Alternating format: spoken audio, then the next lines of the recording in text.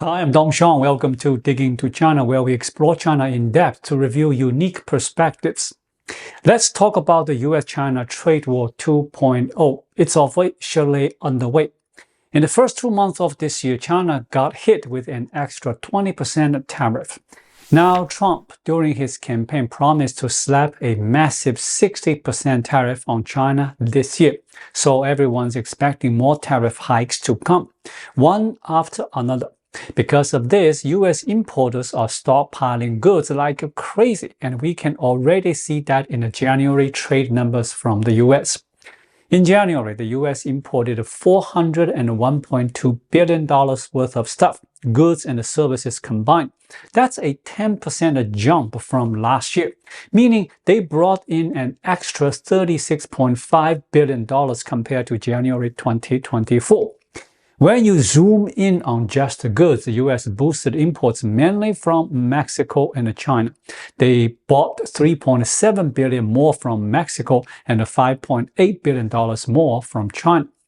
You'd think with all this stockpiling in the U.S. China, the world's biggest exporter, would see a huge surge in exports. After all, even goods not shipped directly to the U.S. often end up there through other countries. So China's exports should have spiked in January and February, right? Well, here is the surprise. They only grew by 2.3%. That's pretty weak. So today we are going to figure out why China's export growth is so sluggish. At the start of March, China's Customs Office dropped the trade data for the first 2 months. Exports hit $540 billion, up just 2.3% from last year, way below the 5% growth the market expected. Compare that to last December when exports soared by 10.7%. That's the kind of jump you'd expect with U.S. stockpiling. But 2.3% over 2 months? Did U.S. importers stop hoarding? Nope, not yet. Let's check the U.S. side. They haven't released the February data yet, so we'll stick to January. U.S. imports that month climbed 10%, and imports from China specifically up 6.2%. Last year in January 2024, it was $35.8 billion. This year, it hit $41.6 billion, even with China's New Year holiday slowing things down in late January. But here's where it gets odd. China's customs says export to the U.S. for January and February were $75.5 billion, also up 2.3%. That's a tiny bump. Did the U.S. importers quit stockpiling in February? I don't think so. Everyone still expects tariffs to rise. The first 2 months only saw that one 10% hike. No new tariffs yet. So stockpiling should have kept going in February. It's only stopped after, say, a second 10% tariff hits in March. This makes me question China's customs data, and there is more. U.S. stats show they exported $9.9 billion to China in January 2025, down from $12 billion the year before, a 17.5% drop. But China's data say they imported $26.5 billion from the U.S. over 2 months, up 2.7% from last year. The U.S. says exports to China shrank, while China says imports from the U.S. grew. That's a huge mismatch. I don't believe February's numbers could flip things that much. Why does this happen? Well, the US and China count trade differently. China tracks exports based on price when goods leave their ports, no shipping or insurance costs included. The US adds those costs to imports, so US import numbers should be higher than China's export numbers. But right now, it's the opposite. US imports look smaller than China's exports. Shipping delays could explain some of it. Goods leaving China in late January might hit the U.S. in February. But with the Chinese New Year at the end of January, factories were likely closed, not shipping tons of stuff. So that's not it. Let's flip it. U.S. exports to China. The U.S. counts export prices without the shipping costs, and they ship earlier. Their export numbers should beat China's import numbers, but nope. China's import stats from the US are way higher than what the US reports exporting. The only answer? China's customs is using some special math that pumps up both their import and export figures. I'll leave it at that. You can connect the dots. Another weird thing in China's 2-month data, who's buying more from them? The U.S., Hong Kong, ASEAN, and India saw increases, but Russia, a hot market the past 2 years, dropped almost 11%. And those Belt and Road countries China's banking on for future growth, up just 1.3%. What's that mean? China's exports still lean hard on the U.S. goods sent to Hong Kong, ASEAN, and India often end up in the U.S. anyway. When the U.S. stockpiles, those exports rise. But places like Russia or Belt and Road nations, their demand's weak. Without something big like Russia's war prep a few years back, they can't keep buying a ton from China. So here is the takeaway from China's export data. As this trade war ramps up, China's in trouble. If U.S. tariffs hit 60% or more, this stockpiling we are seeing now will dry up, and China's other trade partners, think South America or Africa, can't step in. They don't have the cash to replace U.S. buying power. Oh, and one more thing. People say U.S. tariffs just hurt American shoppers. But check this. China's customs data shows luggage exports to the U.S. grew 2.3% in volume, but prices crashed to 22.3%. Clothing prices fell 9%, shoes 12.3%. Do the math from their tables. Value divided by quantity. Plus, the yuan's weaker this year, 7.3 to the dollar versus just over 7 last year. Factor that in and the Chinese goods are even cheaper. So are U.S. consumers really paying these tariffs? You tell me. This brings up a problem though. To keep prices low, Chinese goods might lose quality.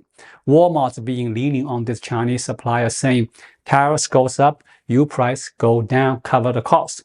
Walmart's always been tough, but suppliers are like, fine, we'll cut the price, but quality is out of the window. Want quality? We can only drop price a little. So soon, Chinese stuff in the U.S. might not be as good. They are slashing prices to keep orders. On March 12th, Chinese officials called in Walmart's top brass. State TV reported that several government departments, including the Commerce Ministry, sat down with the U.S. retail giant. They wanted to know about Walmart's push to get Chinese suppliers to cut prices. China's take?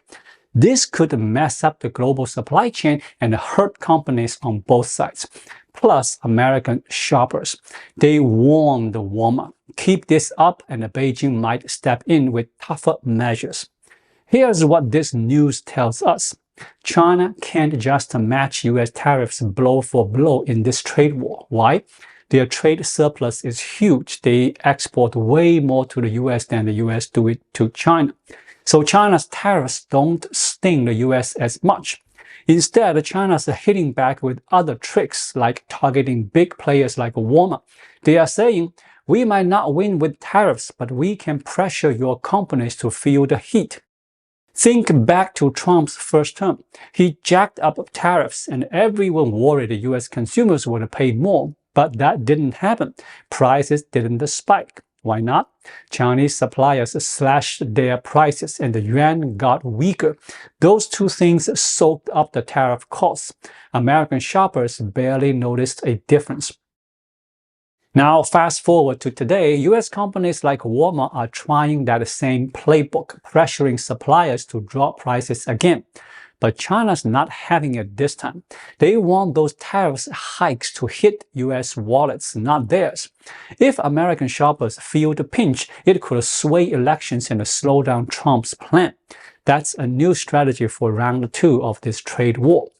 Last time, China let the U.S. importers lean on their suppliers. Not anymore. They are going straight for the big fish, Walmart. They are threatening actions to make sure those tariffs costs don't just vanish into lower prices again. This is a wake-up call for the U.S. If China keeps playing this game, the trade war isn't just about tariffs anymore. It's about who can outmaneuver who. The U.S. might have to fight back with more than just taxes at the border. In a few months, we'll check export prices again to see if this keeps up.